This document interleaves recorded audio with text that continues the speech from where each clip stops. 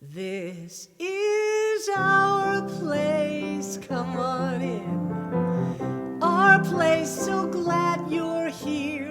Our place, everybody's welcome. We see God on every face. Love lives here in this place. Welcome to our place, our sweet place.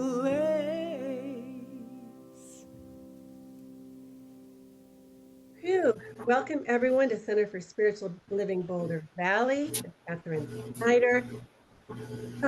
This is going to be an inspirational talk and a conversation. CSL Boulder Valley is in Lafayette, Colorado.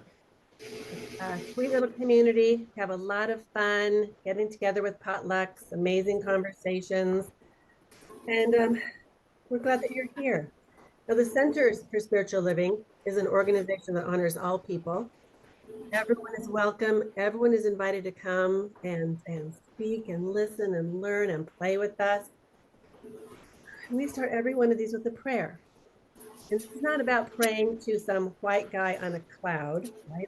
This is a prayer about inviting forward every one of our internal spirits, the inner God within, the manifestation of spirit that we each have within us.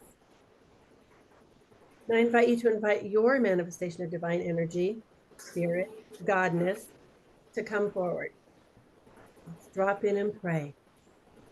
And so first we know that there is one creative energy that has created everything. This beautiful world and everything in it, the sun that's shining, just the glorious energy of life springing forth. It's all universal energy. It's all life. It's what we often call God. And I embrace this absolute oneness of all humanity, all beings everywhere and everything, knowing that there is no separation, knowing that everything is life and everything is one. I'm grateful for this energy, for this life, this spirit. And grateful that we are together, and grateful that Lori is speaking, and knowing that our time together is blessed, and that we are uplifted, and that we are encouraged, and that we feel the great divine presence within. And knowing this, I release this word, knowing that it says yes to everything. And so it is. All right, guys. So it is. This is my first time on this. I'm feeling a little nervous. Thanks for being patient. All right, guys. This is Lori Carlson, speaking from New Jersey, Morristown, New Jersey. She started studying this teaching in 2016, became a licensed practitioner in 2022, and we were in class together, actually. She is on fire. She is just on fire. I'm so blessed to know her. All right. After many years helping people with their physical bodies as a massage therapist, she now focuses on helping people with their mental, emotional, and spiritual well-being. She's a published poet, uses poetry as part of her ministry, channeling spirit in a co-creative way. She's very active in her recovery community. And with 10 years in the program, she aims to combine the SOM teachings, Science of Mind teachings, with the recovery principles to better serve those in need of spiritual guidance and support. Lori, thank you for being here. Thank you for having me, Catherine. Good morning, everyone. So, yeah, that was a pretty good, nice introduction. So, I am grateful to be here to speak with you today about the topic being the steps we take, right? And going from good to great to grand. And so, for me, as you heard, I'm in recovery, and the part of the steps that I take are the 12 steps of recovery. They are what have brought me into seeking a higher expression, a spiritual experience, as we say in the program, and to seek spirit in my life. So I use those steps, and they are a continuing, evolving process, as is the spiritual journey, right? We never arrive anywhere. We just are continually growing and expanding our consciousness. So I'm going to share with you a little bit today about what good to great to grand means to me, about some of the steps that I take to stay in authentic alignment with my values, which is how I can best show up as spirit. I know that the format of your group is that I talk for a while and then we have a discussion, and I'm supposed to present a question. So, the question that I would like you to put in the back of your mind and to just sort of consider as I'm talking is, what steps are you willing to take, or do you already take, to move into your greatest good and your authentic expression as spirit? How do you stay in alignment with your values so you can move from good to great to grand and be that loving expression of spirit that we know in this teaching is the truth of who and what we are, right? So just tuck that away. We're going to come back to it later, and hopefully you will all share about what that means to you. So for me, when I hear those words, good, great, and grand, they have completely different emotional responses, right? For me, I came from a place of addiction and alcoholism, so I came from a place of bad. But I came into a place of good when I became aware of my values and when I tried to make a decision to be in alignment with my values. But to me, the word good, I mean, things are good, right? It's better than bad. It's nice for things to be good. But good is just sometimes what we say when someone says, "How are you?" "Oh, I'm good." There's no emotional investment in it for me.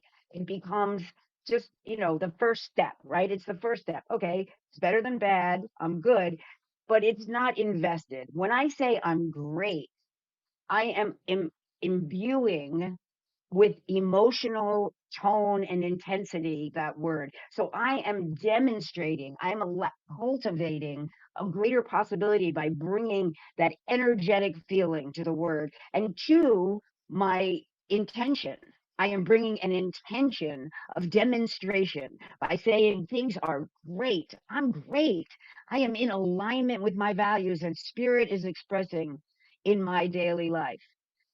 And when I say I'm grand, and I gotta say, it's not something I say very often, but when I come into a consciousness of I'm grand, what that means to me is that spirit is really actualizing in my life, and that I am just in that flow without effort, that I am just demonstrating spirit, the love of spirit in everything I think, do, and say. I am grand. It is just existing in, as, and through me.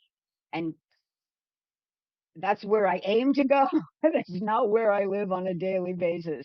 So Eckhart Tolle says, when the basis of your actions is inner alignment in the present moment, your actions become empowered with the intelligence of life itself. So to me, that sounds grand.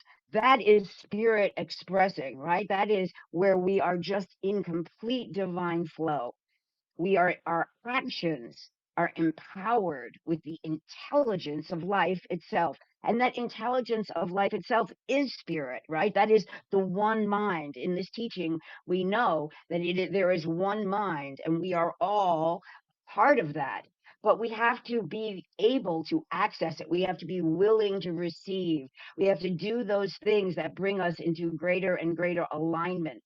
And so that is what is ours to do. Those are the steps we take. And so, what is the first step? Well, for me, it's always awareness. I can't do anything if I'm not aware of where I am and who I am. And in my journey, in my spiritual journey, I was not always aware. I was not always aware of what was important to me. I was not always aware of what my values were. I was not always aware of the fact that there was spirit, let alone that spirit wanted to express itself through me. And if I'm not in alignment, if I'm not aware, how can I be in alignment with it? Right. So in my recovery, and this is going to go back and forth between science and mind and recovery, in my recovery journey, my first sponsor one time said to me, Lori, there's only one choice you have to make. Or one decision you have to make. And that's whether you want to be a woman of integrity or not. Once you make that decision, all your choices, though not easy, will be clear. And so for me, that really speaks to becoming aware of my values. If integrity is one of my values, which it is, honesty is a very important part of the recovery program and of any spiritual journey, right? So integrity is a very important part of my life and of my spiritual journey, but I have to understand what that is. And I didn't always. I have done reading. I don't know if you are all familiar with the four agreements and about being impeccable with your word. But I have, because of this desire to make integrity be a part of my spiritual journey and my life, I have done further studies. I have done studies in science of mind readings, but I've also gone outside of strict science of mind, and so I've read the four agreements, and I do try to be impeccable with my word. And there's a quote that I want to share with you. It's not actually from the book, but it's from Dennis Merritt Jones, The Art of Living. And it says, to be impeccable in our word is to bring our spoken word and our unspoken intention into alignment so that the inner thought and the outer action are the same. That was very difficult for me. That is a continuing process for me. I'm very blessed to be a part of a Buddhism recovery group where we do meditation. So I'm very familiar with the concept of right speech, and I do try to practice it. But I didn't always understand that for me to be in alignment with my inner intention, that I had to come from that place of a loving heart. I used to think as long as I'm telling the truth, it gave me license to say anything, whether even if it was hurtful, even if it was damaging to someone, but I would just justify with, well, it's the truth, right? I'm being honest. I'm just being honest. And that became like a go-to for me. But once I realized on this spiritual journey that my inner thought is one of love. My inner value, my inner intention is always to show up as loving kindness, to show up as good in the world, to be an expression of spirit. Then I have to say, wait a minute, are those words are they in alignment with that? Am I, am I just justifying myself, or am I just wanting to be right? Or am I speaking from a place of wanting to show up as love, as spirit? And so, thanks to Buddhism, I have learned three gates speak, to go through before I speak. And I don't always do it. I try to remember to, but they have very, very helpful. And the three gates are, is it true, right? Which is obvious. Is it necessary? And is it kind? And let me tell you, when you ask yourself all three of those questions before you say something, in my experience, it's very rare that all three are yes. The answer to all three is yes at the same time. Because very often, what is true and necessary is not kind. What is kind is not true. So for me, it helps me to become impeccable with my speech and to remember that how I speak and the words that I use create the life that I live, right? And so I want to be a better expression of love in the world. I have to constantly return to that value of integrity and that value of being in alignment with my truth. And my truth is that I am love expressing, I am spirit expressing. That is the truth. And so I have to constantly come back into alignment with that. There's another three questions that are sometimes helpful too. Does it need to be said? Does it need to be said by me? And does it need to be said by me now? And there's another one, but yes, sometimes it needs to be said. Sometimes I'm the only one who can say it, but usually my trouble is in the third one. Does it need to be said by me now? And learning to pause and, take a look at the timing and whether this is really the right time and place to say this. That's the work for me. That's where I come back into alignment with my integrity and my desire to be, loving presence in the world. So I have to constantly come back to this because in this teaching, right, it's as within, so without. So it's as I go within and remember that I am love and that I want to show up as a presence of love, that is how that demonstrates in my outside world. And so, how do we do that, right? We do that with intention. We do that with mindfulness. We do that with paying attention to, for if language, if integrity is and honesty is one of your values, then we do that with paying attention to the language we use. We know in this teaching that words have power and that we create that which we put out into law, whether it's in thought or word. And so today I try, and it's like, once again, a continuing practice, be very intentional about the language that I use. I try to stay away from absolutes like always or never. I try not to use words like should.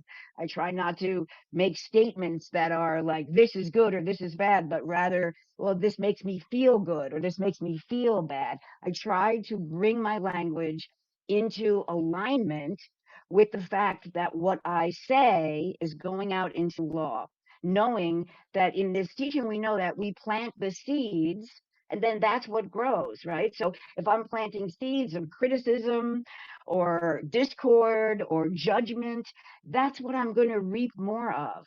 And so when I come back into remembering that I am love, that I am spirit expressing, and that is my core truth, that is my core value.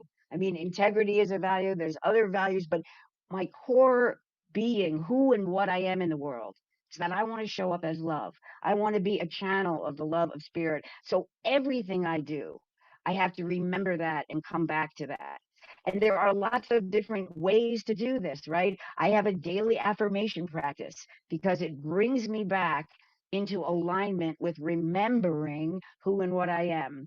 And so I do that and I set an intention for my day. And I do it daily because it's the steps we take that we repeat over and over again until they become just who we are, that help move us from good to great to grand, that help invest that emotionality into expressing spirit, right? I think a lot of people think that steps are like a ladder, right? You climb them up and you get to the top and you're good, you're there. But for me, the steps in recovery, the steps on a spiritual journey are more like a stone path, steps that wind through the forest. You know, they sometimes they lead through this beautiful oasis, sometimes they lead into the desert. Sometimes they're not clear and we don't see what the next steps are. Sometimes we stumble back a few steps.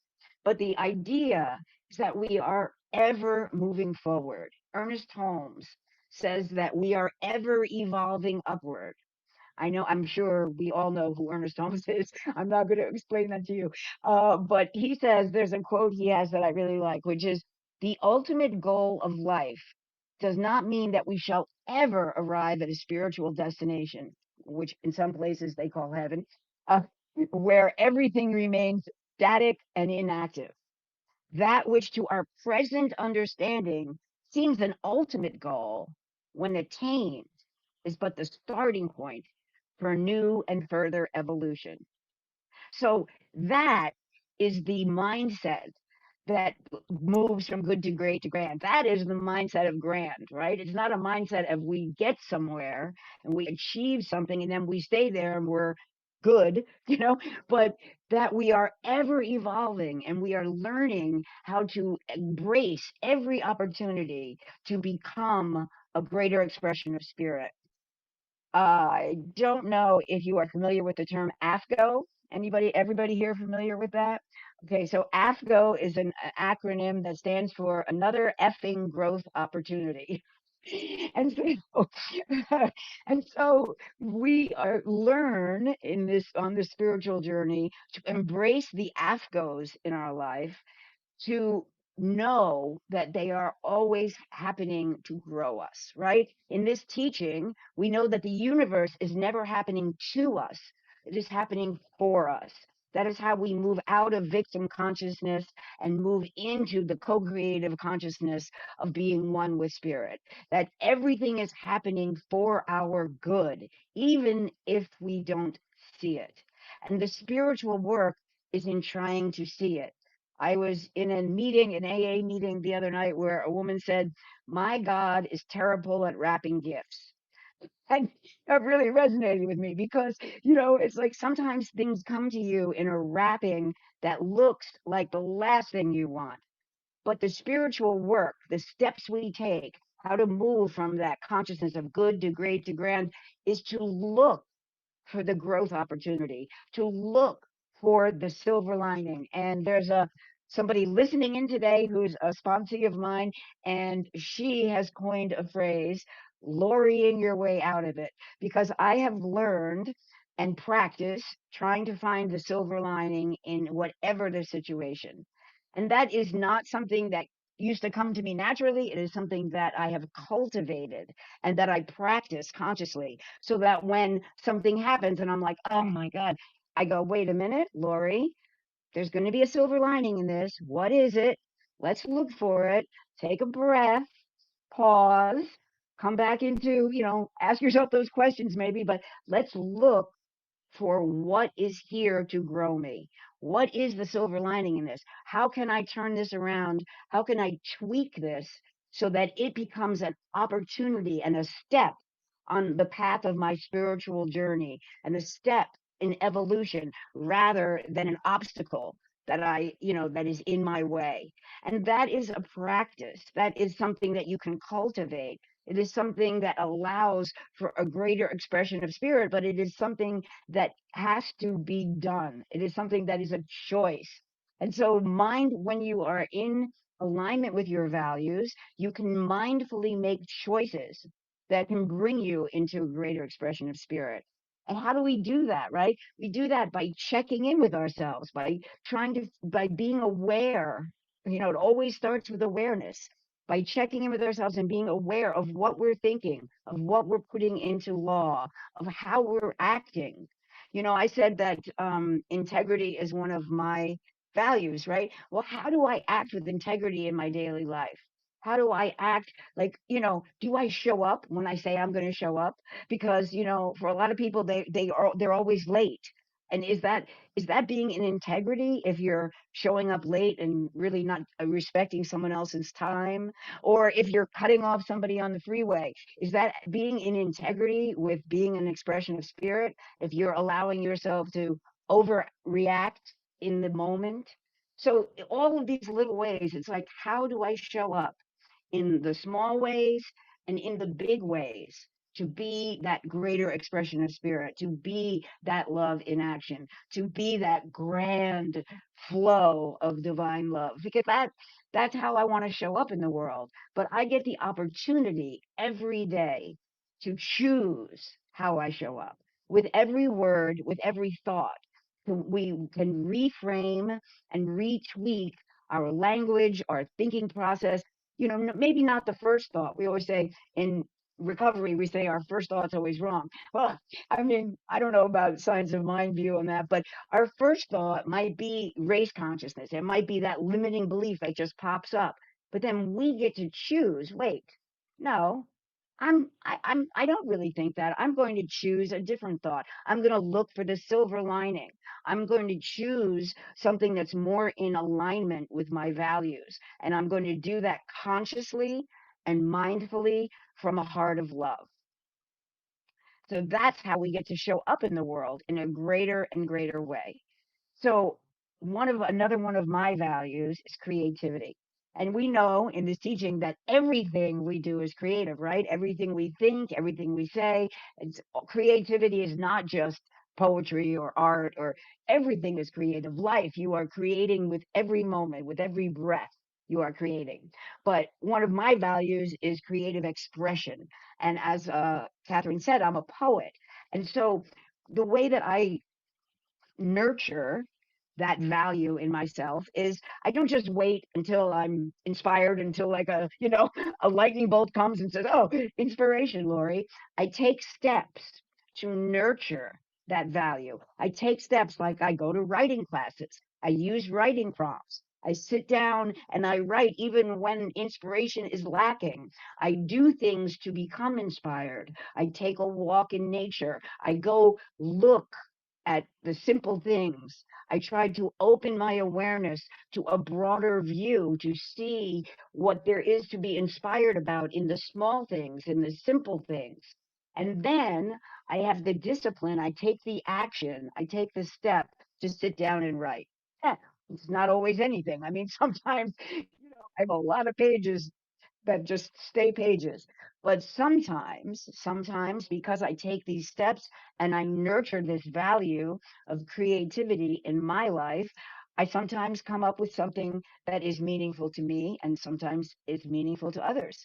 And so I get to go from good, which is being aware that creativity is one of my values, to great, to writing a poem and being pleased with it, and to grand is when I get to share it with others. And so that's what I'm going to do right here, right now. I am going to share with you a poem that I wrote. Let's see, I have it on paper, but I also have it on screen. Let me bring this over, and it's from 2021, but it is in very much in keeping with this talk today because it is about the steps we take and about having a broader view of everything, and it is called A Broader View. So I wrote this when I first was really in studies, practitioner studies. So this is part of my journey towards understanding who and what I am and how to show up as spirit in the world. So I hope you enjoy it. Called Broader View. I walk and walk, up and up, trying not to talk, but listening more deeply to that which reverberates within my soul. Not the answers, but the questions. See the vision, not the view. Not the scenery, but the yet unseen. From this height, all possibility glistens in the fading light or shines in the dark of night as an effervescent glow. See those stones I climbed across? Who laid them so tight and so precise for me to make my way over and up? Could it be those thoughts which I carelessly tossed out on previous journeys, taking form and making the way to create this overlook for my soul, where the truth peeks out and sees the all, the whole, where in every season there is the undergrowth of life, always waiting, dying, or blossoming anew. Here from this height, a vision I behold of unseen mysteries continuing to unfold. And I reach confidently for the next handhold, knowing it's there. I feel for my grip, not fearing a slip or a trip, but walking with the muscle memory of acquired trust, which assures each step free from doubt or regret and keeps me moving ever upward, climbing towards that pinnacle for which I'm reaching, opening my heart and my mind to the lesson that love is always teaching. It's right here. I need not fly or cry to get there, just hand over hand, step by step, stone by stone, ever upward and outward. I train my heart, sinew, and bone, and use these eyes to see as God sees everything whole, beautiful, joyous, and free. I walk and walk, ever up and up, and try not to talk, but open myself to the yet to be, listening deeply, looking in every direction. I find that divine love which expresses itself as me. So, thank you. I hope that that resonated with you on some level.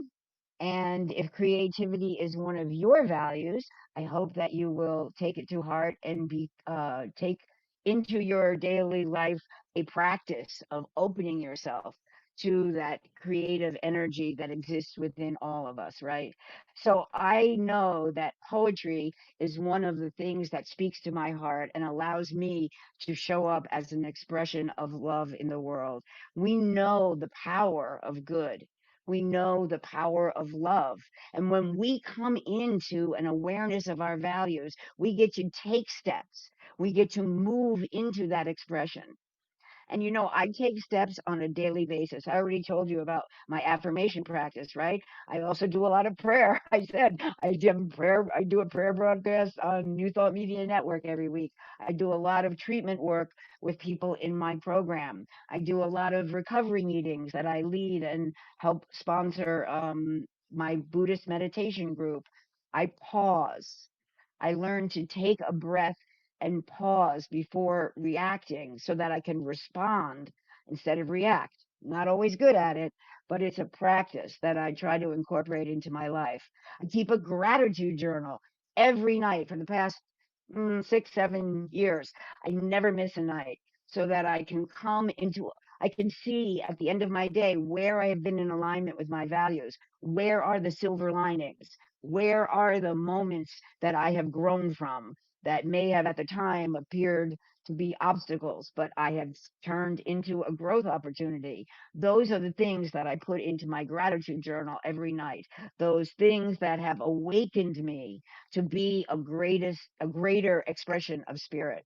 And one of the simplest tools that I use is I have alarms set on my phone that go off periodically throughout the day to remind me of who and what I am, that remind me of my intention, that remind me that I want to be love in action, love in the world. And so at different times in the day, my alarm just sporadically goes off and I look down and it has a word. And the words change. Often the word is intention. Sometimes the word is kindness. Sometimes the word is authenticity. I mean, whatever speaks to me that day, and I just have it come off so that when I'm in the midst of my day and I'm forgetting the truth of who and what I am, I am suddenly reminded. And so that is very helpful. And it's just something that helps keep me in alignment with my values. My minister in Morristown, the Reverend Dr. Frankie Timmers, says that life is a dance. We remember, we forget. We remember, we forget. And the spiritual journey is about trying to spend more time in remembering than in forgetting. And so, that's what I try to do. That's what I try to have spiritual practices. Those are the steps that I try to take, that I put in place in my life so that they become habitual, so that I don't have to think about them, so that I just wake up and take certain steps. I just wake up and do my affirmation every morning. I wake up and I do my treatments. I don't even have to think about it anymore. It's just what I do. It's who I am. And when that begets to be just the way that you operate, that's where we move from good to great to grand. Because in that place of grand, we are just spirit expressing and we are showing up as that in the world. And so I look forward to hearing what steps you are willing to take, and what the words good, great, and grand mean to you, and how you show up as spirit in the world. And I'm very grateful for the opportunity to speak with you all this morning. So thank you. Thank you. Oh my gosh. Thank you, Lori. Would you say a short closing prayer on that, and then I'll move into some announcements on the offertory? Absolutely. I always love to pray. I know, and you're I'm never going to say no to saying a prayer. So I invite you to close your eyes for a moment and know these words good. as if they were your own. And so from that place of inner divinity, from that place within me that knows the truth of who and what I am, that knows that I am connected to an infinite source, an infinite spirit of love that just wishes to demonstrate itself in, as, and through my very life. I know that I am one with this power, as I know that each one here and each one listening is in this divine flow.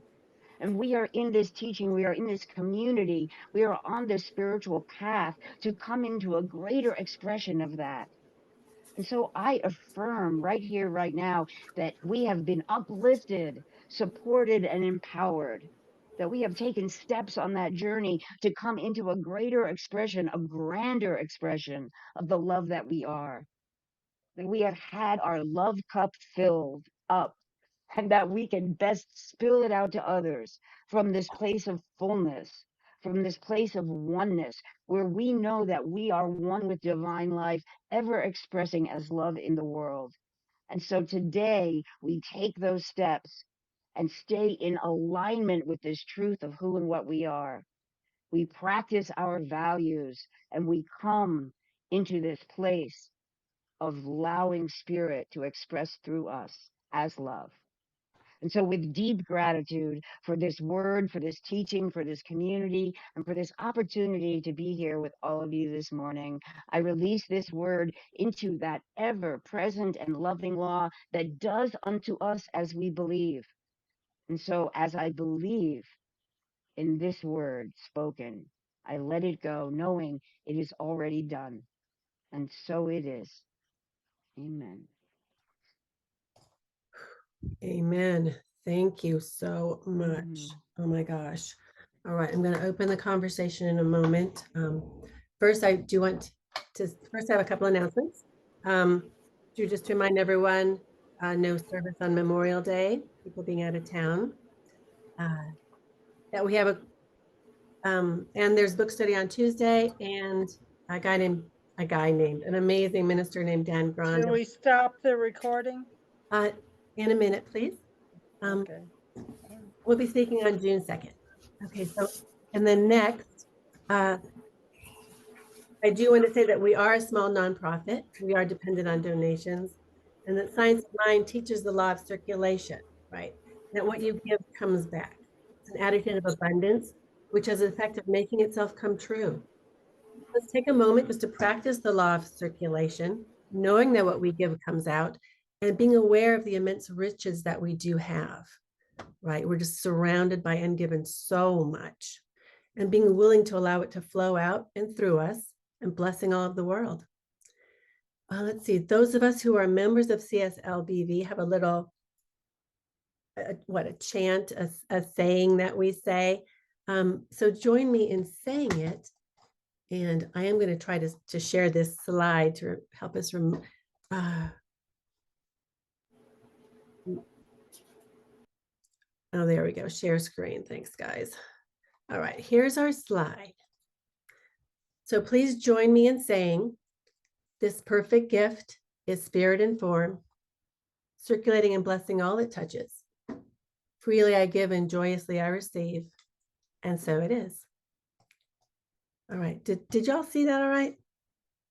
Okay, and here is a link to our donate page. Should you feel like, should you be moved to donate today? All right, let's see. I'm now going to stop the recording and we can begin the conversation.